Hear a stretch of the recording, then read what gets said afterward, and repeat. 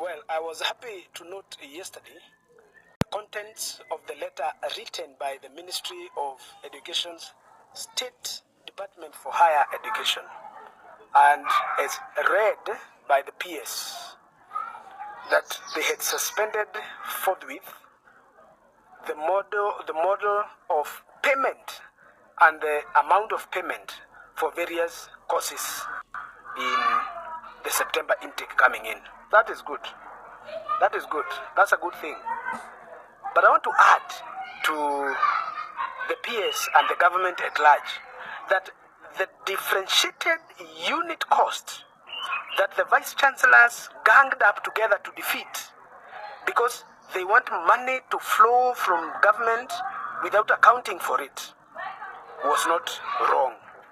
That model had survived 6 decades and it never made any university wreck and never inconvenienced any family. The thinking that we must always change things because we must change them is not just illegal, illegitimate, but it is also nonsensical.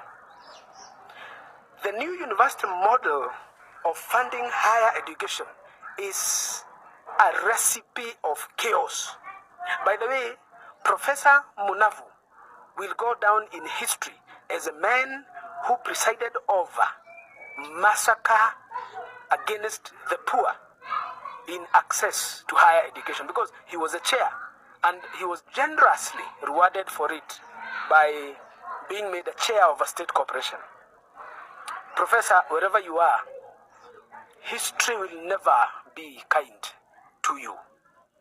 I wanted to tell the PS, Madam Inyangara, I hope I'm right because I will never want to mispronounce a woman's name. They never forget. Women and their names pronounced, they never forgive. So I hope I'm right. But Beatrice, revert back to DUC payment model. It worked. We worked with it. What the government should do is to pay. By the time I was exiting the ministry, the government owed universities 60 billion in pending bills. Just pay that money. That's all. That's why they never wanted this model. That's why vice chancellors ganged up, so that they can go to the parents to pay. So I am asking you to advise the president that we revert back to the model, the DUC model that was working, and that you expedite 60 billion shillings payment to the universities. Why would you charge a child 300,000 shillings? Madam PS, even your children, can you afford 3 with a salary of 584,000 shillings a month? Would you? It's impractical. This is genocidal when it comes to education access for our children. So I am here this Sunday to, 1, congratulate you, 2, hail the government for listening. Number 3, ask you to allow your advice to be applied retrospectively. The students who are coming in September that you have just come in to save will be saved. Thank you.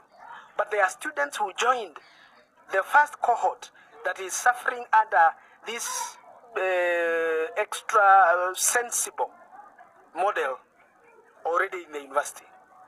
Ask the universities to drop and readmit the fee structure to that class that was there. Their parents hardly can manage. They haven't even paid that money. We must afford, if nothing else, to the poor education. We must afford the poor education for their children.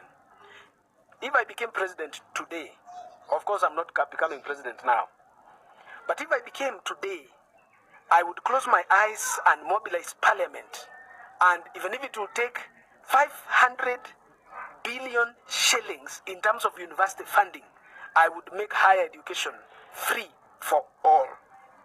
This is what is happening in Finland. This is what is happening in Scandinavia. Already, higher education in the West is highly subsidized.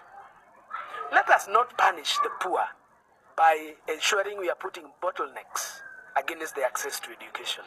If we cannot afford them good health care, I pray that traditional herbalists will take care of them, and midwives will bring the children out of their mother's wombs. Yeah, but education, government has a moral, legitimate, and posterity obligation to afford. If we don't afford this, already we will create a society of unequals, we will destroy the egalitarian spirit, and those who manage to go to school shall automatically become enemies of those who never went to school. May my Republic of Kenya, guided by the access to equal opportunities for every child born, in Article 10's of values and national values of our nation, in Article 52's right to education, in Article 35 socio-economic benefits, let us afford every child born in Kenya or of Kenyan have education. If we can manage this, we shall have a country tomorrow. If we cannot, signs are already in the air that we can go really quick down the aisle of destruction. Reform the higher education, return the old model, and let our children go to school. Over and above that, let us also get back the subsidy we had for TVET, subsidies we had for higher secondary education.